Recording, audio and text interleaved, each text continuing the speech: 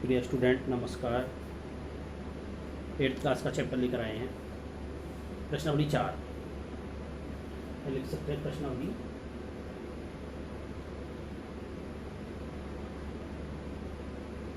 4.1। प्रश्नावली का प्रकरण है हमारे पास, यानी प्रश्नावली का नाम है दिमाग की कसरत।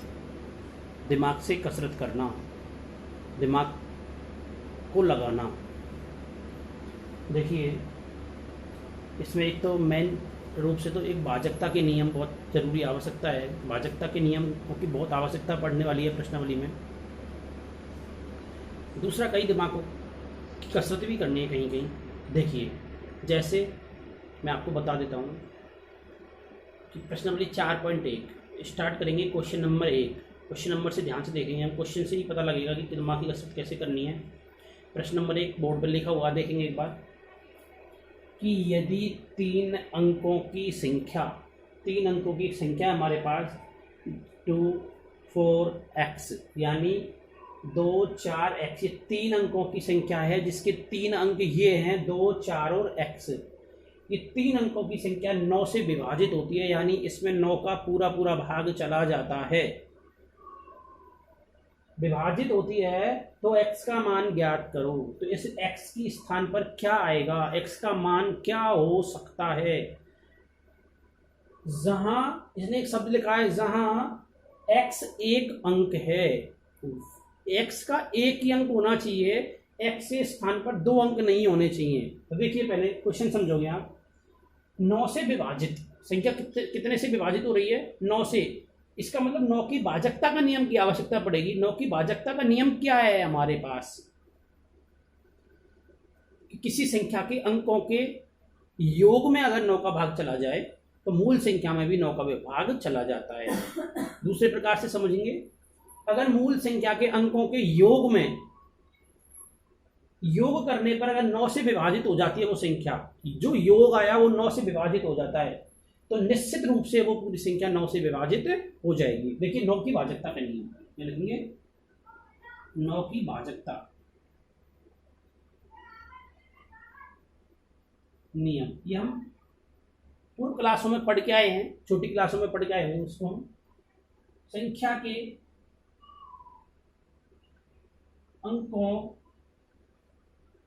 के अंकों के योग में अगर 9 का पूरा पूरा भाग चला जाए अंकों के योग में अगर 9 का पूरा पूरा भाग चला जाए तो मूल संख्या 9 से विभाजित हो जाएगी।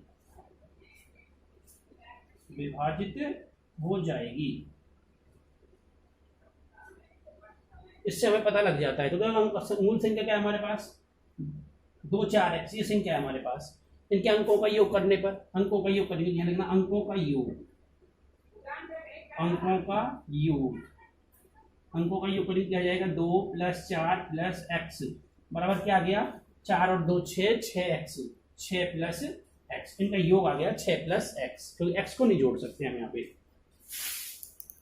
x + 6 आ गया। आगे देखेंगे, इनका योग क्या आना चाहिए? मुख्य रूप से यहां पता लगाना कि इनका योग आना क्या चाहिए। यानी मुख्य रूप से यहाँ 6 योग है। 6 के बाद ऐसी कौन सी संख्या है जो 9 से विभाजित हो जाती है? 6 के बाद, 6 या 6 के बाद, 6 तो 9 के विभाजित होती नहीं है, तो 6 के बाद ऐसी कौन सी संख्या जो 9 से विभाजित हो जाएगी? वो 9 ही संख्या आएगी। 6 के बाद 9 एक ऐसी संख्या है जो 9 से पूरी बार विभाजित हो जाती है। इसके लिए क्या करेंगे? यानी इसका मूल रूप से इसका योग 9 के बराबर चाहिए, तब ये 9 से विभाजित हो जाएगी। देखो, 6 + x = 9, यानी क्या हो जाएगा कि इस संख्या का योग या तो 9 चाहिए या 18 चाहिए। क्यों? कि 9 से विभाजित तभी संख्या होगी जब अंकों के योग में 9 का भाग चला जाए। अंकों का योग या तो 9 चाहिए, ये तो अंकों का योग है, हमें पता नहीं है कितना है ये, पर इसका मूल रूप से योग या तो 9 चाहिए या 18 चाहिए या 27 चाहिए, यानी 9 के भाग में जो अंक आ रहे हैं वो योग चाहिए इसका, पर छोटे से छोटा लेके चलना। देखिए x बराबर क्या हो जाएगा, 6x बराबर 9 हो गया, या x का मान ज्ञात करना है तो 9 या 6 उधर जाए तो इसका हो जाएगा माइनस का, पक्षांतरण हो गया यहाँ पे, पक्षांतरण करने पर, पक्षांतरण, ठीक है, पक्षांतरण से भी लिख सकते हैं या पक्षांतरण करने पर भी लिख सकते हैं। x बराबर क्या प्राप्त हो गया, 9 में से 6 गए तो 3 बच गए, यानी अंकों की संख्या हमारे पास 2, 4 और 3 यानी 243 संख्या हो जाएगी। x का मान क्या आ गया 3, यानी मूल संख्या 243 हो जाएगी हमारे पास। बात समझ में आ गई होगी यहाँ तक कि मूल संख्या 243 हो जाएगी, क्योंकि x का मान क्या प्राप्त हुआ मेरे पास 3, तो मूल संख्या हो गई 243। बस यही पूछा था इसमें क्वेश्चन कि x का मान ज्ञात करो। देखिए सेम नेक्स्ट क्वेश्चन है,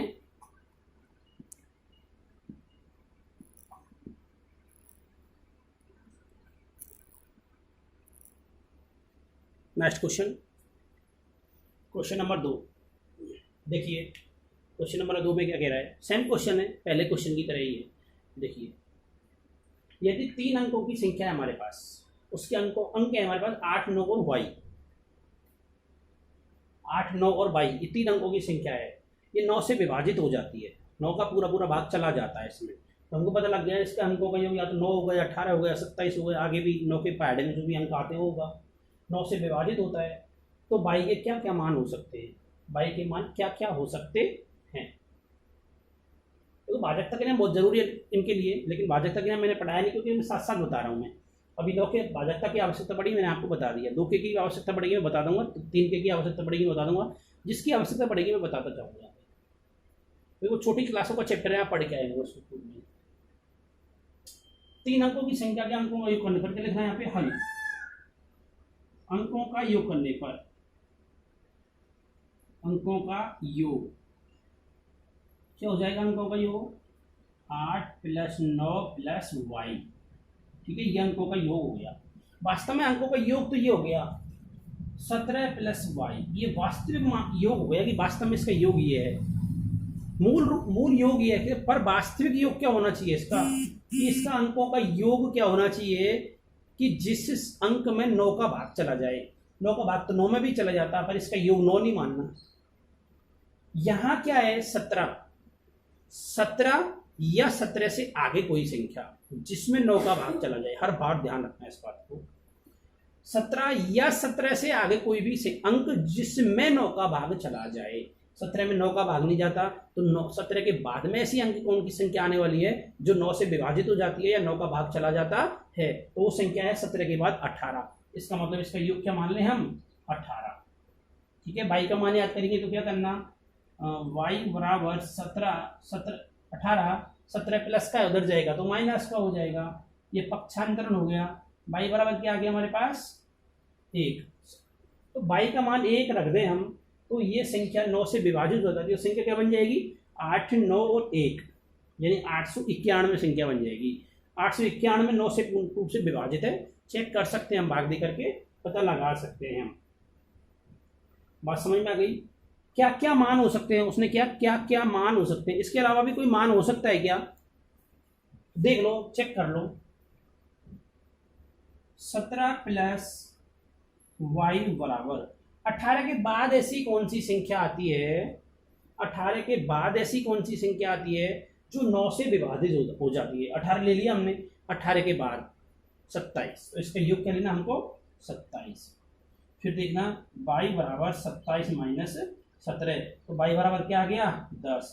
ये नहीं हो सकता, y बराबर 10 नहीं हो सकता, क्यों, मुख्य रूप से जानकारी करेंगे यहाँ पे, क्योंकि उसने वहां y का एक ही अंक होना चाहिए, या लिख भी रहा हूं मैं, जहां क्वेश्चन में नहीं है, क्वेश्चन में नहीं लिखा हुआ, लाइन ये लिखनी पड़ेगी यहाँ, जहां y एक अंक है, y एक अंक है, यानी y एक ही अंक होना चाहिए, यहाँ y बराबर 1 आया, एक नहीं आना चाहिए, एक अंक आना चाहिए, 1 से लगा करके 9 तक कोई भी हो सकता है। आगे ध्यान में बात, लेकिन y के स्थान पर यहाँ कितने अंक आ गए, 2 अंक आ गए, नहीं हो सकता, नहीं मानना, नहीं लेना इसको, ठीक है, ये नहीं हो सकता।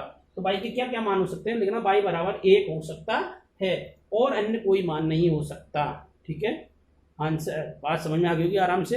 क्वेश्चन नंबर 3, नेक्स्ट क्वेश्चन देखिए आप।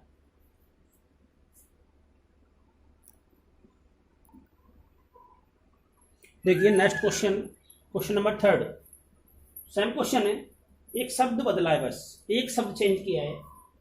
31M5 ये 4 अंकों की एक संख्या है, ये 9 से, ये 9 का गुणज है। गुणज का मतलब वही है कि ये 9 से विभाजित हो रही है, बस ये शब्द बदला है गुणज। 9 से विभाजित होने की जगह क्या लग गया, 9 का गुणज है, ठीक है। यानी गुणज का मतलब होता है ये संख्या 9 के पायड़े में आती है, जरूर नहीं है 9 दाई 90 तक आ जाए, कहीं कहीं जाकर के वो आती है। या इन 9 को किसी संख्या से गुणा करें तो ये संख्या आती है, गुणा करने का मतलब गुणज है ये। जहाँ m एक अंक है, m का स्थान एक ही अंक आना चाहिए, तो m के 2 मान आते हैं, ऐसा क्यों, या 2 मान निकालना इसके, ठीक है। देखिए अंकों का योग, अंकों का योग करने पर अंकों का योग करना, अंकों का योग क्या हो जाएगा, 3 + 1 + m + 5, इनका योग क्या हो गया, 5 और 6, 6 और 3 6 और 3 9, अंकों का योग आ गया इनका 9, ठीक है। ये आ गया 9 + m, इसका इनका योग 9 + m आ गया अंकों का। लेकिन वास्तव में इसका योग होना क्या चाहिए, ये 9 से विभाजित है संख्या, तो इसका योग होना चाहिए या तो 9 या 18 या 27। 9 क्यों होना चाहिए, मैंने कहा यहाँ जो अंक है वो या उससे आगे का, उससे पिछले वाला नहीं चाहिए, क्योंकि इससे पिछले वाला वो नहीं आ सकता। 9 या 9 से आगे, तो इसका 9 है तो 9 ही लेना। 9 + m बराबर 9, तो m बराबर क्या हो जाएगा, 9 - 9, तो m बराबर क्या आ गया, 0। एक तो आ गया m का मान 0। दूसरा देखो 9 + m बराबर 9 दूनी 18, पहले 9 लिया, आपकी बार 18 लेना, क्योंकि 18 भी तो हो सकता है अंकों का योग। m बराबर 18 - 9, तो m बराबर क्या आ गया, 18 में से 9 गए तो 9, एक मान ही आ गया, एक मान ही आ गया, 2 मान आते हैं, उसने कहा 2 मान आते हैं। पर क्वेश्चन ने तो नहीं कहा कि तीसरा मान क्यों नहीं आता, लेकिन मैं बता देता हूं आपको तीसरा मान क्यों नहीं आता, रख के देखो एक बार। 9 एकम 9, 9 दूनी 18, 9 तिया 27, अब की बार 27 लिखना हमको। 9 + m बराबर 27, ठीक है। m का मान निकालेंगे तो m बराबर 27 - 9, ये 27 प्लस का था, पक्षांतरण किया तो उधर जाया माइनस का हो गया। 27 में से 9 गए तो कितने बचे, अब 27 में से 9 जाते हैं तो कितने बचते हैं, यहां कोई भी अंक बचेगा, यहाँ कोई भी अंक बचेगा तो हमेशा वो किस में बचेगा, 2 अंकों में बचेगा। यानी कितना आ गया यहाँ पे, 18 बच गया ना, 18। बताओ m में कितने, यहाँ कितने अंक थे, 1 अंक था, यहाँ कितने अंक थे, 1 अंक था, यहाँ कितने अंक आ गए, 2। नहीं हो सकता, क्यों, उधर देखो वापस से क्वेश्चन की तरफ, m जहां m 1 अंक है, यानी m 1 अंक होना चाहिए, m के स्थान पर 1 ही अंक आना चाहिए, या 2 अंक आ गए, नहीं हो सकता, इसलिए इसके 2 ही मान हो सकते हैं। बात समझ में आ रही है यहाँ पे। ये क्वेश्चन हमारा हो गया 3। अब क्वेश्चन नंबर 4, क्वेश्चन नंबर 3 है ये हमारे पास, ठीक है। आगे देखिए क्वेश्चन नंबर 4, नेक्स्ट क्वेश्चन।